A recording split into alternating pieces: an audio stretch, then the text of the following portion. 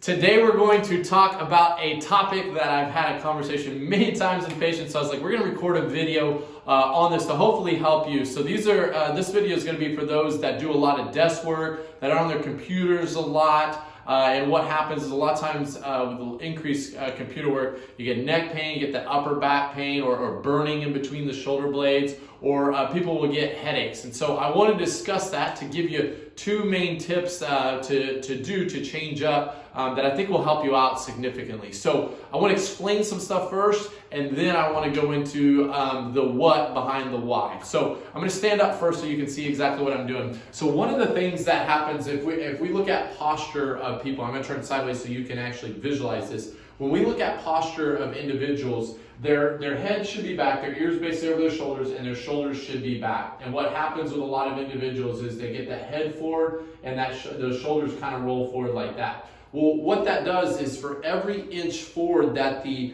head moves forward from the center of gravity, that adds about an extra 10 pounds of weight to the head. So if you're an inch forward, it's like a 20-pound head. If you're 2 inches forward, it's like a 30-pound head that your muscles and in your neck and your upper back have to hold up. So as we work on a computer, a lot of times that happens. And so what I'm going to show you is when you're standing up, you have a curve in your low back. Okay, and when your low back muscles are engaged, your head is going to be back, your shoulders are going to be back. Now, if I move my head forward as far as I can, literally when my curve in my back is there, I literally can only go so far forward. This is about as far as I can force it forward, okay? Same thing now when I'm sitting down, okay, so this is where most people do is they're sitting at their desk. Still have my back engaged, all right? Same thing. I still can only, slouch that far forward, and I'm legitimately trying.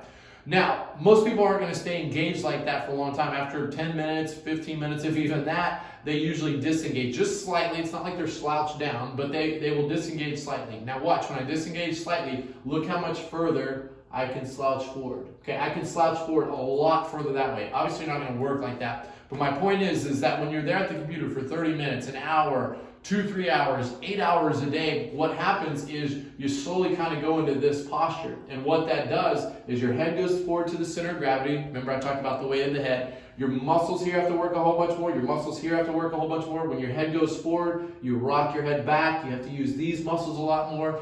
Irritates the nerves there. You get the headaches, all that stuff. So what we want to do is we want to set ourselves up so that we're not going into this posture. All right. So the number one tip that I would say for those that do a lot of computer work or desk work, the number one most ideal situation is if you can get, or if your job allows you to get a standing desk, that would be the number one most beneficial thing.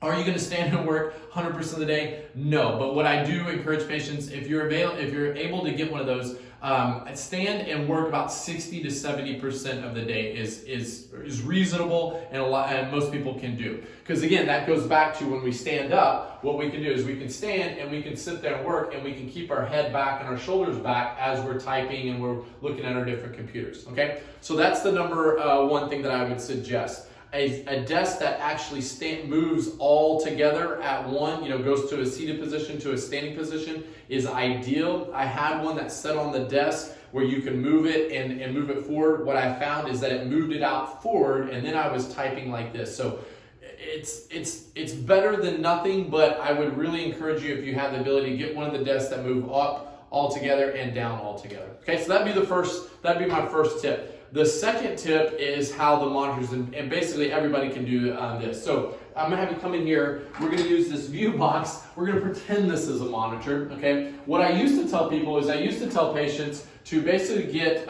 where let's say this is the middle screen, is to get your eyes level with the middle of the screen, okay?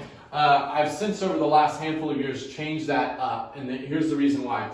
You really want the bottom part of your screen to be at about eye level, okay? Because what happens, whether you're on a PC or you're on a Mac, a lot of the different tabs, when you're opening up different documents and whatnot, they're down here at the bottom. And so what happens over time is when the monitor's lower, people look down and they look up and they look down, look up, and they slowly work their way to where they're doing that by several hours in or by the end of the day. So you don't want to do that. You want to have the monitor up so that the bottom part of the screen is at eye level and you're kind of looking up towards it. And what that does is that keeps your head back and keeps you from doing this solely in position. So get that monitor up higher, all right? And then that way when you're working, and I had a patient this morning that has multiple screens, even if she's moving from multiple screens to over here, she's keeping in that upright posture. It's preventing that neck pain, it's preventing that upper back and that mid back pain, and it's preventing those headaches. So if you